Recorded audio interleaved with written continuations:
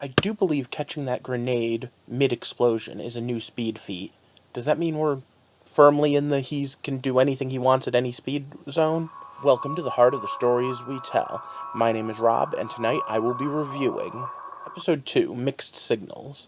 Now, most of the episode was about the interpersonal relationship still on Team Flash, and I think that's cool. I think the fact that the villain's a secondary threat and only a threat for the end of the episode makes a lot of sense when you're dealing with a super speedster, because let's be honest, he can move at the speed of light. Now, the fact that we're finally resolving the cliffhanger from last year, and the fact that Iris is finally able to come out and admit, hey, I was upset when you walked away, kind of amazed me. That's the sort of thing I'm used to shows holding on to for a long period of time. But in this particular case, we're speeding right along and getting things resolved. And that's one of the things I like about Supergirl Flash. They don't play the long extended thing that Arrow did. Well, most of the time. There were a couple things last year I thought were bad. But for those of you that don't know, what I'm doing here is putting together a community of like-minded people that want to explore storytelling and what it means to be a storyteller. If you're interested in that, leave a comment, like the video, and of course, if you haven't already, subscribe to the channel. We'd love to have you. We do Throwback Thursdays, we do reviews of TV shows and movies as they come out, and of course, we do theory videos every Sunday. For now, let's throw up the spoiler warning and get started. So once again, it's stop. Spoiler time. I'm going to start at the end and work my way back to the beginning. At the end of the episode, we learn that this entire plot was the Thinker's master moves. And I have to say, that's one of those checkmate, chess master moves that kind of irks me.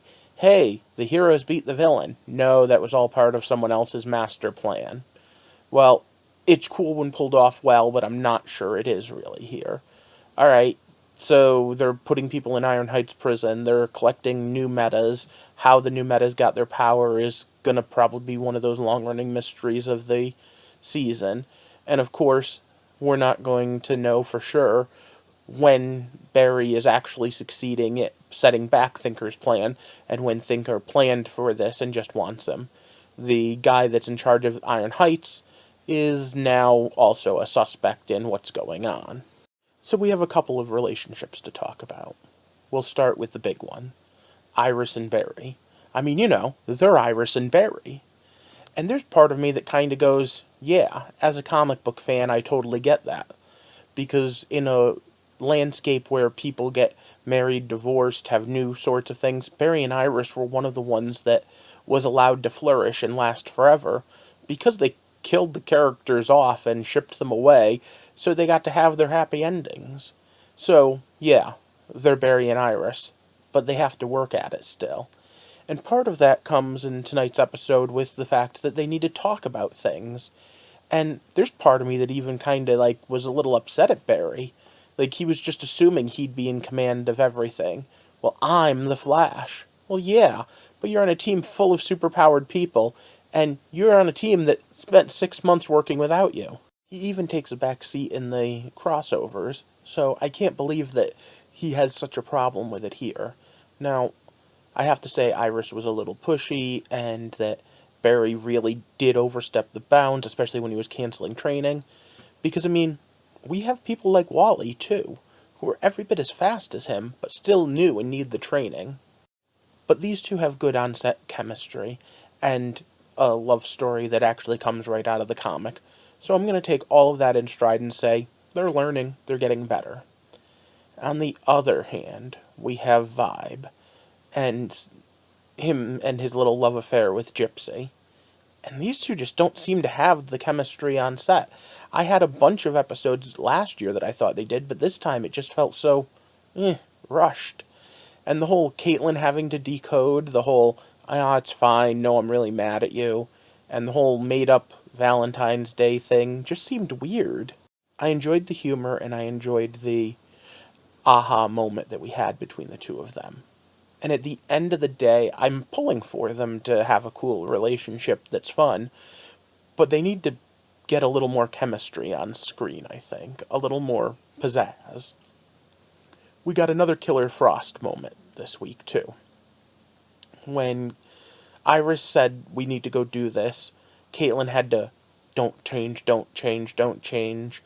And again, I'm kind of mad on that whole thing. I want to see some information. I want to see why, what's going on. But I guess that's a good way to leave us hanging for the cliffhanger, right? Alright, and with all that, I guess I should talk about Kilgore.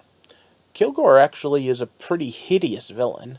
Technopathy, the ability to interact with technology with your mind, is pretty potent in this day and age.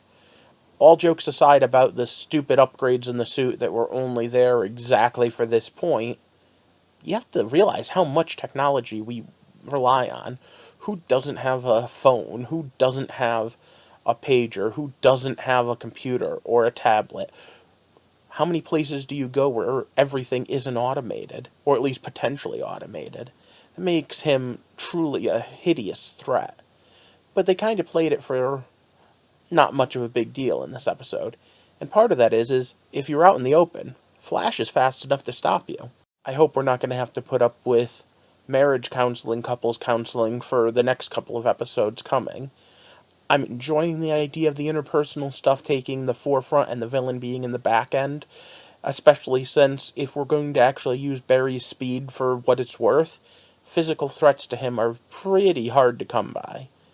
And we were already promised that no Speed Force villains this year, so we'll see how that works out. For now, that was my thoughts. I'd like to hear yours. Are you guys happy about the way the Caitlin story is being slowly teased out? Do you truly believe that Barry and Iris are the match made in heaven? And do you think there's on-screen chemistry between Gypsy and Vibe? Let me know down in the comment section. Before I leave you, I do just want to say next week's little Lady Luck is going to be interesting. Can hardly wait to see how much havoc she causes. Luck manipulation is one of those scary things, and maybe something that can stop a speedster dead in his tracks.